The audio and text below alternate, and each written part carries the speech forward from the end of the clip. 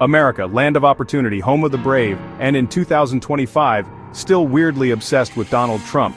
He's back in the White House promising to make America great again. His first day, big promises of lower prices and economic calm. Remember when gas cost less than a bottle of fancy water? Good times. Trump promised those days were back. Thing is, a lot can change in a few years. The world is different. America is different. But Trump, he's got the same playbook, and guess what's back? Tariffs. Those pesky taxes on stuff we buy from other countries. Now some folks might like the idea of tariffs. Sounds tough, right? Sticking it to China, Mexico, whoever's on the list this week. Problem is, tariffs are like that extra shot of hot sauce you put on your burrito. A little kick can be nice, but too much, you're gonna be feeling the burn. And boy, are we feeling the burn. Turns out, when you slap tariffs on everything from car parts to washing machines, prices go up. Who knew? Oh right, economists, they tried to warn us. But who listens to those nerds, right? So here we are, 100 days into Trump's triumphant return, and guess what? The economy is doing about as well as a three-legged horse in the Kentucky Derby.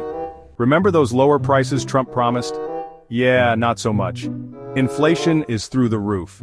Your retirement savings are taking a bath, and that new phone you wanted, forget about it. Too expensive now. Thanks, tariffs. Americans are starting to notice. Those approval ratings Trump loves so much, let's just say they're lower than a snake's belly in a wagon rut. Turns out, people don't like it when their wallets are emptier than a politician's promise. Polls show faith in Trump's economic genius is at an all-time low, and who can blame them? The man thinks tariffs are the answer to everything. Trade war with China? Tariffs. Spat with Canada over maple syrup? Tariffs. Bad hair day? You guessed it, tariffs. Even some of Trump's own allies are starting to sweat. Republicans in Congress, those brave souls who usually fall in line faster than a row of dominoes, are getting nervous. They're worried about the midterm elections, and they know voters don't like paying more for everything.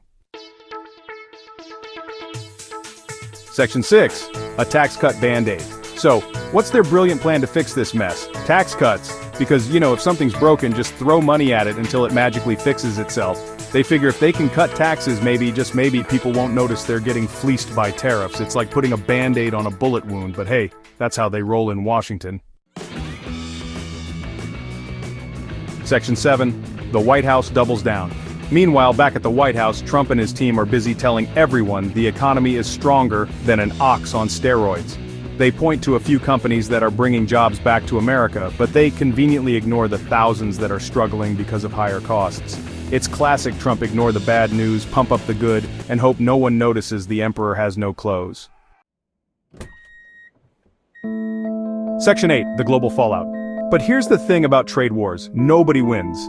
When America sneezes, the rest of the world catches a cold. Our tariffs are hurting our allies, driving up prices globally, and threatening to plunge the world into a recession deeper than a Kardashian's thoughts. The International Monetary Fund, those financial wizards who try to keep the global economy from going off the rails, are sounding the alarm. They're saying Trump's tariffs are a major threat to global growth. But hey, who needs a stable global economy when you can slap a tariff on a toaster oven, right? Section 9. A gamble on the brink. So here we are, 100 days into the Trump 2.0 era, and it feels like we're on a runaway train headed straight for a brick wall. The economy is shaky, consumer confidence is in the toilet, and even Trump's own party is getting nervous. Trump's big bet on tariffs is backfiring, and the American people are the ones paying the price.